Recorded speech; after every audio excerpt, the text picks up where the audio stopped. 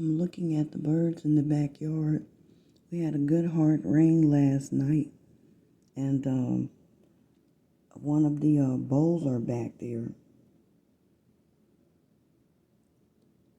I had a bowl of water back there, a couple of bowls of water, and I was watching the birds bathe in it.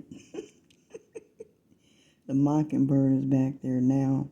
The jaybirds took their turn. Now it's the mockingbird's turn. But I was going to purchase a bird bath, but right now, temporarily, I'm just using water troughs, which consist of little plastic bowls. And they all seem to be adjusting to it quite well. I fill it up once a day, but when it's a hard rain, I just let them use the rainwater. But they're all back there feeding. And I didn't want to open the door or to pop the screen because I didn't want them to fly away. There's a lot of doves today. And I put out some seeds. And they've been dropping feathers everywhere. I think I picked up about 4 feathers so far. I have a bunch of feathers now. They pay me. Oh, something spooked them. They pay me with feathers.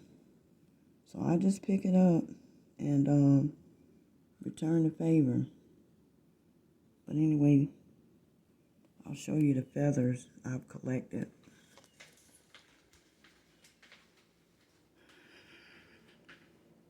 Turn the light on. This is just some of the feathers that I've collected. And the rest are all bagged up. And I've got a variety of feathers there. It's a grackle feather. Mostly dove feathers. I think this is I said it was a, what do you call that bird? A woodpecker feather. I've got a bunch of little sparrow feathers there. If you can see that. It's kind of dark in here. I should have turned the light on.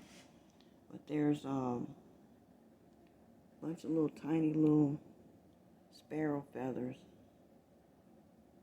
They're really small, cutest ones. And then I've got a couple of blue jay feathers in here as well. It's got blue on it. Blue jay feather.